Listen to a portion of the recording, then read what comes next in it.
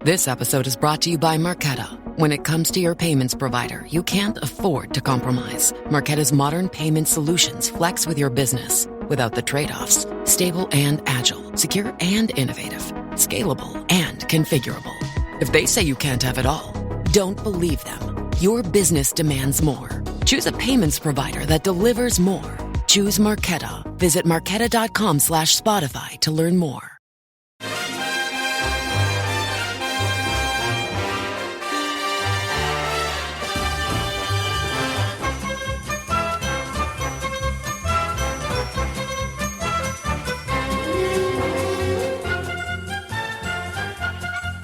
Hello everyone and welcome to How We're the Podcast. It's Gav and you join us back for another little news bit as we look ahead to the rest of the week. Loads going on around Sunderland as per usual, and I've got some fine gentlemen with me here this afternoon to talk all about what's going on. And one of them struggling because I'm calling him fine, but Chris is with us. I think you're a nice, respectable man, Chris. That's why I called you that. When are these fine gentlemen joining then, Kevin? Also with us is Jonny Hawley. Hi, mate. All right, Gav, how you doing? I'm very, very good, mate. So, in the world of Sunderland in the news this week, Jobe Bellingham's been linked with a move to Manchester United. This is according to the Irish Independent, a fairly reputable source, claiming that Man U are prepared to shelve about 20 million of their players, which they probably only signed in the last 18 months, to fund a rebuild. And as part of that, they fancy a bit of Jobe Bellingham. Not entirely shocking, Jonny, to hear his name linked with a move to a big club. And I think, to be honest, between now and the summer, this sort of stuff, we're probably going to do another 5 or 6 podcasts about clubs linked with Jobe Bellingham, but it's something we're going to have to get used to whether we get promoted or not, I think. Yeah, it's just the identity of the club that surprised me more than anything else, because he's going to have better clubs than Man United in for him, you'd think, this summer, if he was to leave. And now, obviously, size of club, history, tradition, etc. Like, Man United's a massive club, but you know, they're going to finish probably bottom half of the Premier League. If we go up, we could do that next season. Never mind Man United. So yeah. I expect these links to continue and grow and be, you know, we'll be hearing about it 3 and 4 times a week in a couple of months. But yeah, no surprise it'll be linked away. And especially if we don't go up, I'd be shocked if we keep him. But yeah, for me, Man United doesn't seem like the place that you want to be going as a young, talented player. I mean, look how long it took Ahmad to break into their team, even after he'd come here. Yeah, if I was Jobe's advisor, I might be nudging him slightly in a different direction, shall we say. Depends what options he's got, though, doesn't it, Chris? Well, it's weird, that, isn't it, to hear that? And it might be new generation, because we've been calling you a bear, haven't we, Jonny? You know that. You know, back in my day, you know, Man United were always like, you know, they were the top team in the country, but it's just a sign, isn't it? Because, you know, it's almost like so it begins with all this, isn't it? That, you know, we're almost missed out on the top 2, and then the rumour mill gets started. And it was interesting to hear Solskjaer on the Overlap a while back talk about his older brother and say that when he had talks with Man United, he already had his career mapped out. He was like, right, well, my next contract's going to have this many minutes in that season, and then the season after I'm going to have this many first team minutes. And I think Jobe's going to be exactly the same. And it's interesting because you're saying Man United's not going to be high enough. But if you think about it and compare the two brothers, which, you know, people try not to do, but if you do in terms of their career pathway, if you think this is his intermediate step, you know, that he moves on from us, then Man United's not a bad team if you say you're going to move on to somewhere bigger after that, is it? And then if you think where Man United are, this is probably the perfect type of transfer for them. Young, not too expensive, because I don't think he's going to cost a fortune to get out of us. And he's got loads of scope for potential and improvement. So I actually think that it kind of makes sense. It's a point, yeah. I guess when you look ahead, and I'm no expert on Manchester United, but when you look ahead to what they've got to come, and I listened to that interview that Sir Jim Radcliffe did with Gary Neville last week on the Overlap, and he was talking about, I mean, he couldn't have fawned any more over the manager there, could he, Ruben Amorim? He absolutely loves him. So I think what's pretty clear is that he's going to get full scope to do whatever he wants in terms of transfers this summer. And I can see Jobe being a player like a player like Jobe being involved at Man United and being part of something going forward. I mean, they do need to grab a new identity as a football club. And I guess the question is, Jonny, is Jobe ready for a move to a club like Manchester United? Because we all think he's a great player, but he's a great player in a championship side. This is as Chris just said, if he went to a Man United, regardless of where they find themselves now, they are the biggest club in the world, or one of the biggest clubs in the world. Is he ready for that kind of move yet? Yeah, it's an interesting one, isn't it? It's the scrutiny more than anything, I think, is the big sort of obstacle, I think, at a club like Man United, because is he ready to play in the Premier League next season? I think, 90% of Sunderland fans would probably say yes. He might not be ready to play every minute of every game, and he might not be, given 8, 9s and 10s out of 10 every week, but I would certainly imagine that he's ready and he'll feel like he's ready to play at that level. But it's once you start moving up in the world, sort of club wise, it's everything else that comes with it that becomes the real factors you've got to consider. So media attention, the egos in the dressing room, because this, by all accounts, our squad's quite tightly knit, and they all get on, everyone's pulling in the right direction.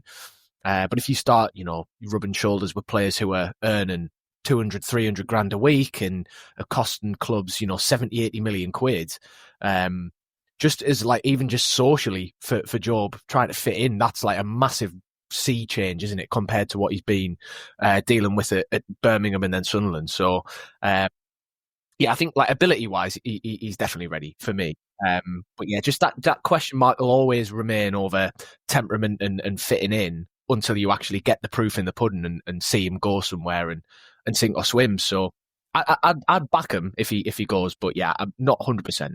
Well, yeah, just on that. I mean, I'm trying to think whether I agree with you 100%, Jonny, because it depends who. It depends for who, because if you say, is he ready to step up with Sunderland? Yes. That if we go up with him and we take him up, then that's part of his development. Is he ready to go to a team like Manchester United, go into their central midfield and be an ever-present? Then I'm going to say no, he's not ready for that. And when you think about his development with us, this is his first full season where he's really found himself. I mean, I said last season, that in the season before, and partly it was, just last season, and partly it was our fault that we were moving him around and playing him in ridiculous positions. Sticking him up top on his own was an absolute mess. That wasn't him. But you could tell at the same time he was trying to find himself. And this season, he's realised what he is. He's realised what his strengths are. He's realised how to use them. And so this is the first season where Jobe Bellingham's been the player that I think he's going to be. And I think, he'll get some kind of tricks as he goes along, and he'll get some kind of, he'll kind of, grow as a player and get more to him. But if you think he hasn't played a full season as Jobe Bellingham, as the player he's going to be, and this is his first one, and to take that step up to a club like Man United, he's not going to be an ever-present. And I think this intermediate step, and again, that they'll have it all planned out, he'll need it to be a club at a level where he can go in at a good level and be one of the first names on the team sheet, and that'll be part of his contract. So I can kind of see it on some levels, but at the same time, it might be a step too far as well. It's interesting to me that we're talking about this like we're sort of expecting him to probably go. I don't know about anybody else. I think if we get promoted, I think we've got a great chance of keeping most of our players. But as Chris has alluded to there, I think why would Jobe be any different to Jude in the way that he and his family see his career path? Like, I'm sure he loves playing for Sunderland, and I'm sure Jobe Bellingham loved playing for Borussia Dortmund. But Sunderland is not where he sees himself for the rest of his career. And there is going to come a point, and it may well be this summer, if we don't get promoted, where teams start sniffing around him, and he probably already knows where he's going. I actually think when it's so difficult to talk about Jobe without talking about his brother, but this is an example of where it's justified, in that you look at the decision taken to move him from Birmingham to Dortmund, away from England, away from the English press and the scrutiny that comes with all of that. They put him in an environment in Germany where they knew he would be allowed to develop. That's the complete opposite to Manchester United, where you've got Gary Neville, Paul Scholes, Roy Keane appearing on podcasts every week that are seen by millions of people, and all they do is talk about Man United. You've got the biggest fan base in the world. I don't think, if that was me, I would be going nowhere near them. I'd be looking at a completely different club. You talk about like an intermediate step in his career. Someone like Crystal Palace, perfect. A club who've taken players from the EFL, given them ample time, they've developed them. You know, Michael Elise, a great example. Picked him up from Reading, played loads of games for Palace, made the step up. He's now playing a regular for Bayern Munich and playing for France. You know, Eberechi Eze is another one. Adam Wharton, who's now sort of breaking into the England setup. Like, they've got a really good record of bridging the gap from the EFL. If I was looking at an English team, that would be the kind of team I'd be looking at. But honestly, I think if he leaves Sunderland, I don't think he'll be to a team in England. I think that it'll be abroad somewhere. So it's going to be interesting because there's a long time between now and the summer, and a lot of it hinges on how we do, and we're kind of adding to the whole Ferrari around things like transfer rumours and by sitting here talking about it. But I think with Jobe, it'll be like his brother. There'll be a very clear path to what he does next, and I just don't think it'll be Man United. I don't. I think he's probably got his eyes on something else. Maybe Manchester United if they sort themselves out in 3 or 4 years, and they're competing at the top of the Premier League and in the Champions League again. Maybe. But as a next step, absolutely not. I wouldn't be going anywhere near them. Speaking of young players who are doing well, Chris Rigg has been named 29th in Goals NXGN list of the 50 best Wonderkids in the world. That list is topped by Lamine Yamal. Nobody will be surprised to read that. At Barcelona, probably one of the best players in the world, never mind one of the best players under the age of whatever he is. Is he even 18 yet? Fucking hell. Makes me feel really old, that. But he has been named on that list ahead of players from Chelsea, Barcelona, Liverpool, Manchester United. He's been named ahead of Josh Achempong. I'm great with names, as everyone knows. Barcelona's Diego Cochin, Ryoken Gamoa of Liverpool, and Chido Obi, who's somebody I've actually seen play for Man United recently. He's ahead of all of those players. Archie Gray of Tottenham, who used to play for Leeds, is 13th on that list. Miles Lewis-Skelly and Ethan Nwairi of Arsenal are in at 8th and 6th. So Chris Rigg in good company there. It's interesting, again, that he's being named on these lists. He's had a bit of a blip recently, Chris Rigg, but I think it's important not to stray away from the fact that he is a very good young player, and that eventually I think, we can all see where his career path's going. We're talking about Jobe's career path. Chris Rigg's possibly headed for the top 2 if he gets the right minutes in and starts doing well. He'll be up there at some point. Well, we always love articles like this, isn't it? Don't we? Advertising our players around. Brilliant, isn't it? We love it. And I think he should have been, 28th myself. Like, I don't know what that's based on. I don't know. How do you even rank? How does this work? I mean, I would probably need to read a bit more into it. How the hell do you do it? That was my next question. I mean, it must be based on minutes, stats, goals, assists. But he's got 4 goals this season. But look, you've got to remember how old he is. And I always remember speaking to my son. And I can't remember, when was that goal at Fulham? You would have been talking, was it 3 years ago? Something like that? 2 years ago? The offside goal. The offside goal. Be about 2 years ago. That was 2 years ago. And he was 15. Yeah. He was 15. And I was saying to my lad then, like, he's only like 5 or 6 years older than you. And I was like, he's playing for his Sunderland side. And I was like, imagine in 5 or 6 years' time, you're playing at a Premier League club or a Premier League ground in the FA Cup, and you almost score a goal in the last minute. I mean, it's weird when we think back that he was 15, and when you look at 15-year-olds and you go, bloody hell, they look like Bens, and he was. What you were doing when you were 15, Chris? I wasn't playing in Premier League grounds in the FA Cup. I know that much. And, he's that good. And it's 2 years later. And this is the first season. Again, we'll go back to Bellingham, but this is the first season that Riggs played Saturday, Tuesday. And we've needed him at times. And actually, a little bit like Bellingham at times, we potentially have flogged him a little bit because we've needed to get results, or we've needed to kind of get out of a kind of a run that, too many draws or something. We needed a win. We needed a bit of magic. So Rigg's got in there, and it's easy to forget how old he is or how young he is. And you see him flying into tackles, and he's almost kind of set off some of our attacking players sometimes by coming in with a sliding tackle and smashing someone and winning the ball for us. It's 16 and 17. It's ridiculous to think about it like that. And look, yeah, we've said that he's gone off the boil a little bit, but it's almost expected. And we always remember how Alex Ferguson used to manage players at Man United when they used to come through, and they used to always come out, and people were surprised why they've come out. And maybe we can take a look at how many games he plays and things like that. But I'm sure if he comes back fresh the rest of the season, he'll be flying. But I do think now with his profile that if we don't go up, I think we're talking about Bellingham. I think Rigg's going to be above Bellingham in that list to players who are going to attract interest. I think with his age and how he's doing, and some of the goals he scored, you think it was a Borough at home, the back heel. Yeah. That went round the world and people took notice of it and people have been watching him. I think he's at the top of the list for players who could leave us in the summer. Yeah, it's not nice to sit and talk about players who could potentially leave, Jonny, but Chris is right, isn't he? He's one of probably 5 or 6 or even more players I look at from who play regular football in the first team, young players who I think there would be a queue of teams who would love to have him.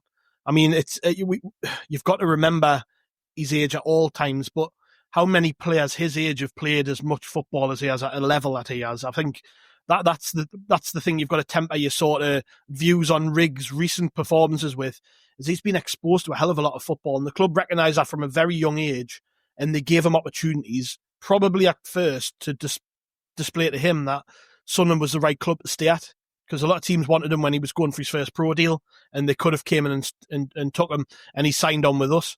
But I think Chris is right, isn't he? He's going to be one that a lot of teams are looking at.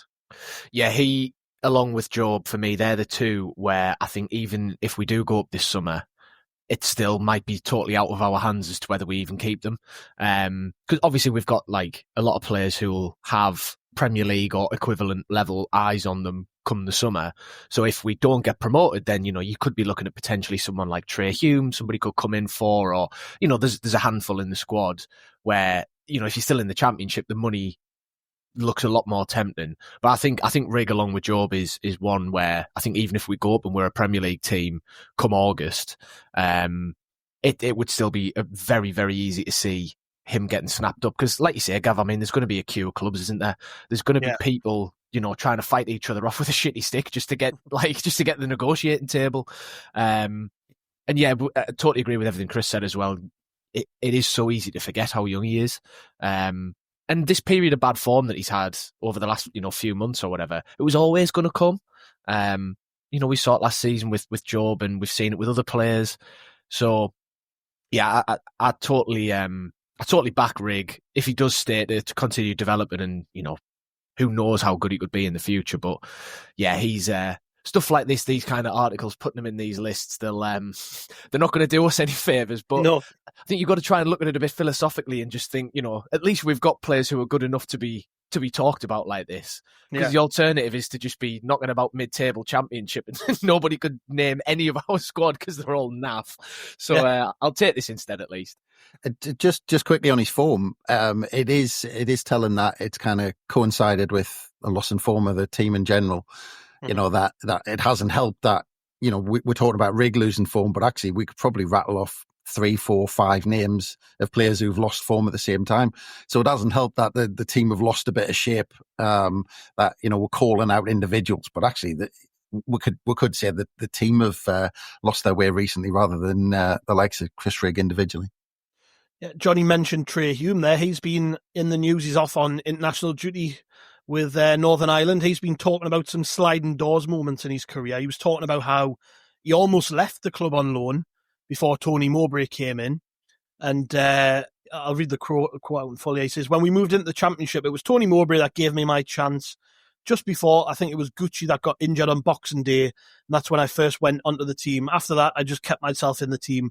I was speaking a lot to Tony before that about going out on loan in January, but obviously I ended up getting on in the team, I should say, not on. Whoever's wrote that for the Northern Echo wants to slap around the wrists.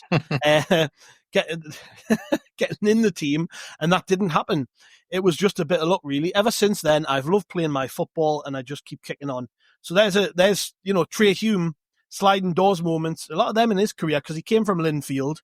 We actually pipped Lincoln City to signing him, which, Lincoln at the time, we were both in League One, but imagine if he'd went to Lincoln, his career could have been totally different. But, Trai Hume got his chance under Tony Mowbray, and then here we are talking about him potentially being good enough to play in the Premier League. But for me, Trai Hume's had a great season. He's developing all the time. He's another one, though, where I think, these teams where they study data metrics and then you go and send a scout out and do the eye test. I think he's one who passes the eye test because you just see how aggressive he is. The fact that he's now adding assists to his game. And I think probably the best crosser of the ball in the squad now. And we're starting to see some of those Summerby-like crosses from deep, those lovely crosses into the back stick for people to run onto. My ender one away at Sheff Wed stands out recently. But that was superb, that. Yeah, I mean, Trai Hume really developing well, but another one, and I don't want this to just turn into a podcast, Chris, where we talk about players who could possibly leave, but another player who's put himself in that conversation just by playing a lot of football and at a good standard. Well, two things there. You got lost there because you took me back to the days of our rivalry with Lincoln City, which I wasn't happy about. And then the other thing, you've compared Trai Hume's crosses to Nicky Summerby. Well, that's how good I think they are. I mean, he's getting there, but one or two out of God knows how many doesn't make him Nicky Summerby. I mean, he's on the right track, but he's not. He's not in Nicky Summerby's league just yet. All right. Can I be really controversial here? And I think I might get pelters for this, but do you not think time's been kind to Summerby and Johnston because a lot of their best football came in the Championship? I'm not getting into that now. We haven't got enough time, right? Trai Hume. Jonny slid down his teeth. I remember doing pods at the time when he came into the team, and I remember he came in through injuries. And I'm not surprised he was about to go out on loan because he wasn't really getting a chance. And in the end, like you said, he had to rely on injuries to get in. But when he did, I remember, and we'll go back to pods at the time, but I remember we were saying that in those first few games, you could see how nervous he was. You could see that he was not quite rubbing in at headlights, but you could see that. And one thing he did, and it's a really good example for young players when they first come into a team, he kept, in those first 3 or 4 games, he kept everything simple. He did 5-yard passes. He didn't do anything complicated. He defended well. He was just solid. He didn't make any mistakes. And everyone was going, oh, he kind of looks all right. Nothing spectacular. And then after about 5 or 6 games, he started just smashing people. You could tell he just thought, well, I'm in this team now. He says, I've got this shirt. And I think he might have done 1 or 2 tackles to start with. After that, he didn't look back. After about 10... One on James McLean stands out. Yeah, exactly. I remember that, yeah. And after about 10 games, we were all saying, well, that's it. That he's got the shirt. And we were saying, as long as he plays like that, he's got the shirt and he knows it. And it's funny because he's gone through a couple of different phases, hasn't he? He went through that phase where he was suddenly asked to be the I want to say Kyle Walker, but there's probably a better example, that fullback who came into central midfield. And he was doing that for a while and almost being a playmaker in midfield at times. So he went from being, that new player to being that pivotal player in the space of 6 months? So the way he kind of took to it and the way he did it, and you can just tell what type of, he seems like a person who nothing really phases him. He just knows what his job is and he just cracks on with it. But yeah, he's absolutely brilliant. I mean, I think the step up to the Premier League is a big ask for him. I think he's a brilliant fullback in the Championship. He's got, like you said, his crossing's really improved, and I think his defending's improved. I think sometimes he needs to be careful. Sometimes he puts himself into a position, where he picks up a daft yellow card when he doesn't need to. Sometimes a strong tackle's brilliant, but he's got to make sure he wins it, or else he puts himself into trouble. So he's got a few things to work on before I think those Premier League clubs are going to say, yeah, he's worth a punt.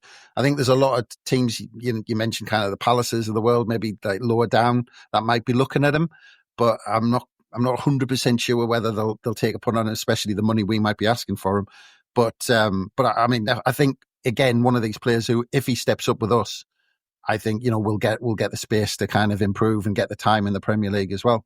So yeah, absolutely fantastic. And he's one of the, you know, I think he's going to go down in the, you know, the likes of John Kay and Chris Macon. Hang on, you've just told me off for comparing him to Nicky Sumby, then you compare him to the red and white track. Because he's not a right winger who sticks it on Quiddy's head every week. That's why. Yeah, as Chris said there, Johnny, Trai Hume's became really important to us, hasn't he? And I actually like the fact that he's you know, again, another player, you forget his age. He's still very, very young. He plays like a more mature player. I think he carries himself as a more mature player. And yeah, he's prone to the odd daft yellow card here and there. But I think, and I read something from him not long ago where he was kind of talking about the way he plays and the aggression that he has. And he said, well, that's just the way I am. I'm not going to scale that back because, you know, ultimately that's what makes me as a player. But I think he's become more of an all-rounder. And I think Chris touched on something there, which we maybe don't talk about enough. Whilst, yes, he's played a lot at right back, he was also playing as a third centre-half at times. We've asked him to play at left back. I know for Northern Ireland, I think Bradley's injured, isn't he, the Liverpool right back? Aye. But because of him, because he's so good, you know, we're talking about the next in line at Liverpool, the next right back at Liverpool, basically when Trent Alexander-Arnold leaves. Because he's so good, Hume then has to move over to the left-hand side. So he's become quite a well-rounded player. I would back him in a number of positions. I would back him at left back. I would back him at centre half in the 3. I would back him at the right back or as a wing back. I would even back him in midfield. You know, I think he's got that ability to step in there if you really needed him to. He's developed quite a lot, hasn't he? And I think that's possibly why I'm talking about him in terms of Premier League interest, is because I think when it comes to the eye test and the data metrics, he passes everything.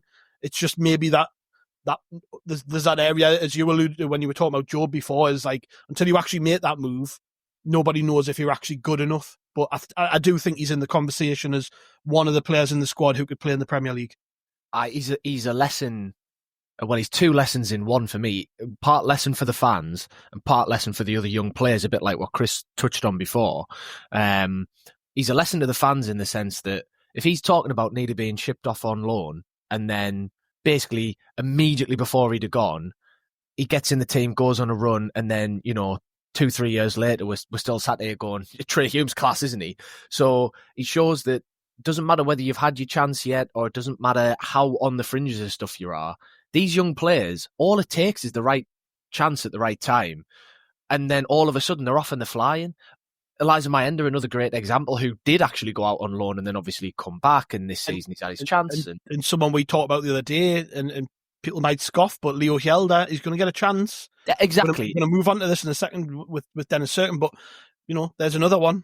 Exactly. So it's a lesson to the fans to not rush judgments on players, which I would hope that everyone's sort of learned over the past few years anyway. And he is a lesson to the other players because he shows that when you get that chance, as Chris said, you know, just keep stuff simple at first. You don't need to try and be a hero on your debut or whatever.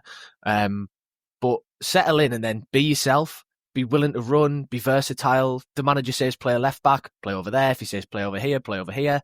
If you keep your head down and you work hard in any sort of functioning team, you're going to go far, aren't you?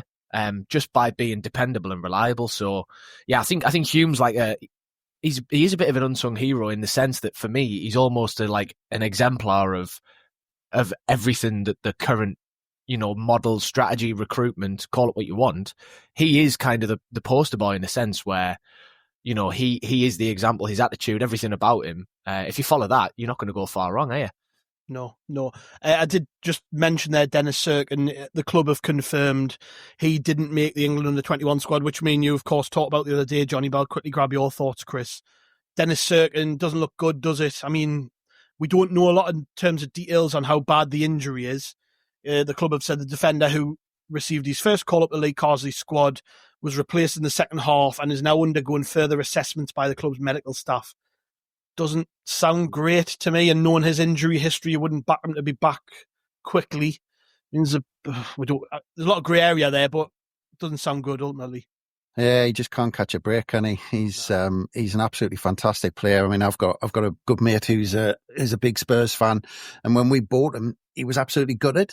He didn't want Cirkin to leave Spurs. He thought Cirkin was going to come through and be a fullback in the first team for them. And he was surprised that we'd managed to get him. He was straight on the phone saying it was a good deal. But I think the way we are recruiting, when we aim high with players like that, it's because there's maybe something behind the scenes. There's something else. Because I think if Cirkin didn't have those injury problems, if he didn't have those fitness problems, he'd probably be still flying at Spurs, especially with the way they are now. He'd be coming through there. So it's one of the reasons we do get players like this, and sometimes we've just got to kind of accept it in some ways. That these players might pick up more injuries than maybe they should, because he is one of, if not the best left back outside of the Premier League, in my opinion, on his day.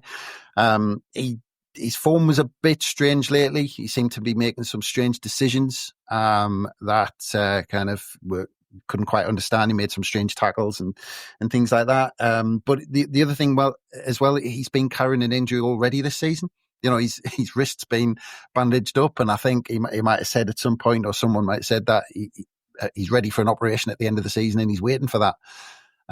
So he's been carrying that, and he's been playing week in, week out with that. We were trying to rest him, and then Elise came back, and Elise broke down, which is one again, and reason why we've got Elise as well, because they're exactly the same.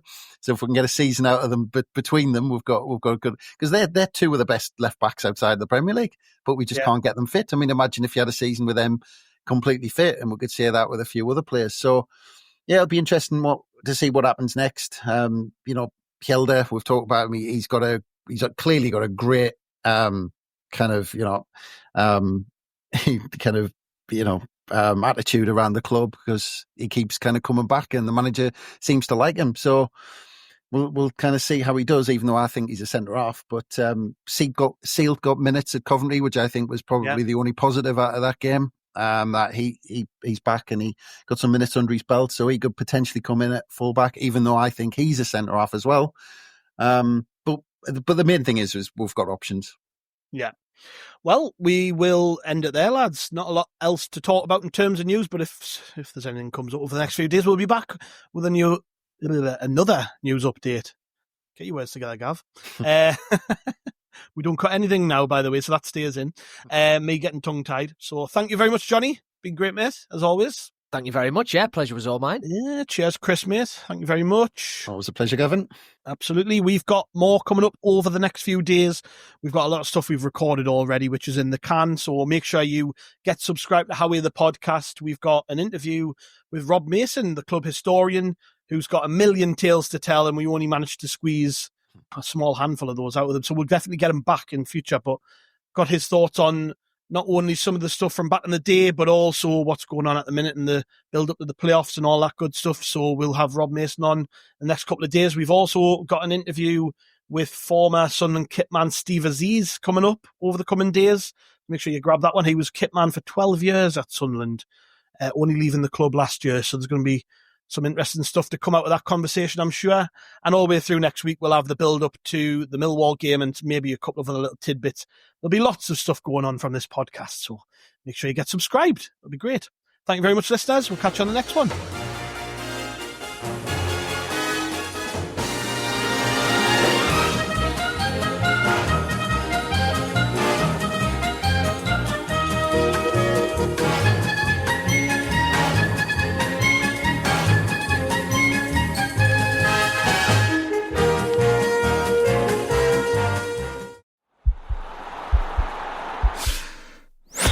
This podcast is part of the Sports Social Podcast Network.